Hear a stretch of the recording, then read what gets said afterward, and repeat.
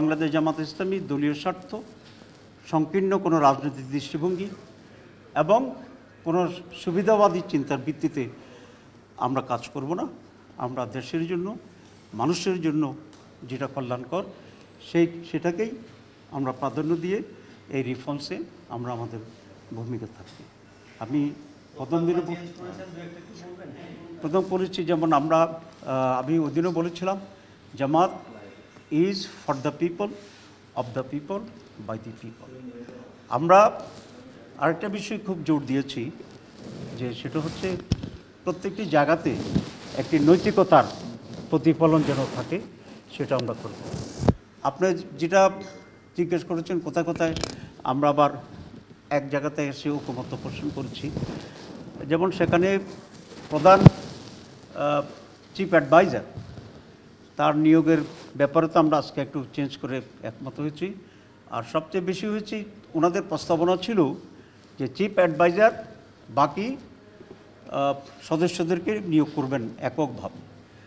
আমরা বলেছিলাম যে এটা একটা কমিটি থাকবে, চিফ অ্যাডভাইজার নিয়োগ ওই কমিটির সাথে পরামর্শ করেই চিফ অ্যাডভাইজার বাকি অ্যাডভাইজারদেরকে নিয়োগ দান করবেন।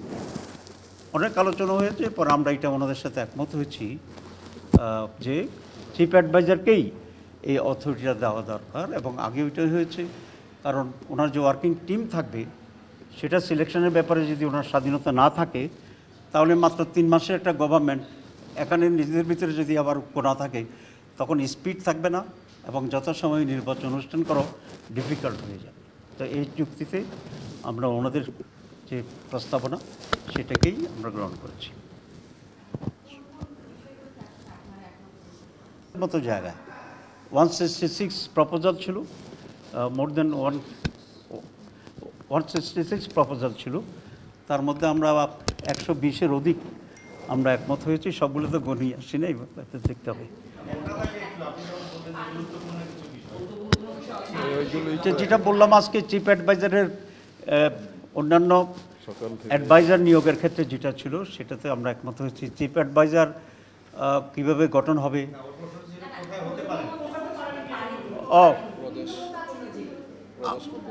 আমরা হইতে পারি না। একটা সবচেয়ে ইম্পর্টেন্ট যেটা সেটা হচ্ছে তাদের একটা প্রস্তাব ছিল যে বাংলাদেশকে 4টি প্রদেশে বিভক্ত করা। আমরা এটার সাথে দ্বিমত পোষণ করেছি। দি গ্রাউন্ড ওয়াজ দ্যাট অনেক পজিটিভ দিক আছে, কিন্তু সবচেয়ে বেশি ডেঞ্জার বা আমরা যেটা আশঙ্কা করি সেটা হচ্ছে বাংলাদেশের সিকিউরিটি ইস্যুতে। কারণ বাংলাদেশ এমনি ছোটো দেশ, 4টে ভাগ হলে এটার ইন্টিগ্রিটির প্রশ্নটি থাকবে, সিকিউরিটির প্রশ্নটি থাকবে। এবং আমাদের দেশটা প্রায় সবটাই আমাদের প্রতিবেশীরা, একটা বড় দেশেই শুধুমাত্র এটার প্রতিবেশী আছে। তো এটা একটা মেজর ইস্যু যেখানে আমরা দ্বিমত পোষণ করেছি।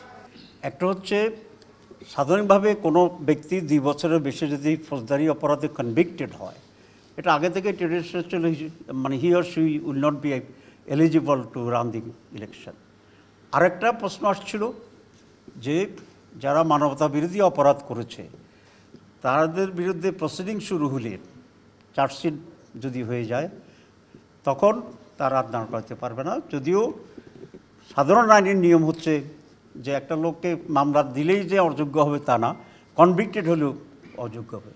কিন্তু এখানে ওনারা আর্গু করেছিলেন যে এটা তো একটা মানবতা অপরাধটা একটা ভিন্ন ধরনের অপরাধ, এটা সাধারণ ক্রাইম না।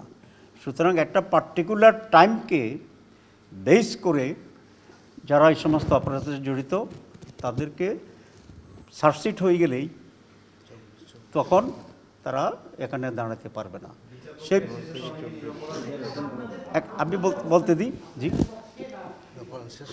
না, আমরা আমাদের প্রস্তাবনাটা ছিল যে শাস্তি পাইলেই তাকে অযোগ্য ঘোষণা করা।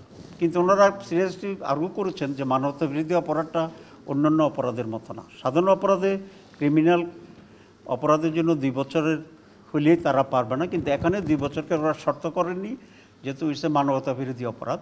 এবং আপনারা জানেন যে 72-তেও এরকম একটা আইন সংশোধন হয়েছিল, 73-তে, যে সেখানকার যুদ্ধ অপরাধী এবং মানবতা বিরোধী অপরাধ যারা করেছিল তাদের জন্য একই ন্যাচারের আইন ছিল যে 2 বছর ক্রিমিনাল কেসের জন্য দরকার নাই, তাদেরকে হবে। এখানেও একটা পার্টিকুলার টাইমকে এখানে নির্ধারণ করে ওই একই ফর্মুলায় তারা অযোগ্য ঘোষণা করবেন। টাইমের ব্যাপারে সেটা আমরা আলোচনা করেছি। আমাদের দিক থেকে সে প্রস্তাব তারা আমরা পরে এটা প্রস্তাব মেনে নিয়েছি। আমরা তো বলছিলাম আগে কনভিক্টেড হলে, কি তারা বলছে না এই বিশেষ অপরাধে একটি বিশেষ সময়ের ভিতরে যে অপরাধটা হয়েছে মানবতা বিরোধী অপরাধ, সেটার জন্য 2 বছর কনভিকশন শর্ত হবে না। যদি ক্রিমিনাল প্রসিডিউরে ওটা যদি চার্জশিট হয়ে যায়, that will be enough to declare them disqualified to contest the election. Thank you very much.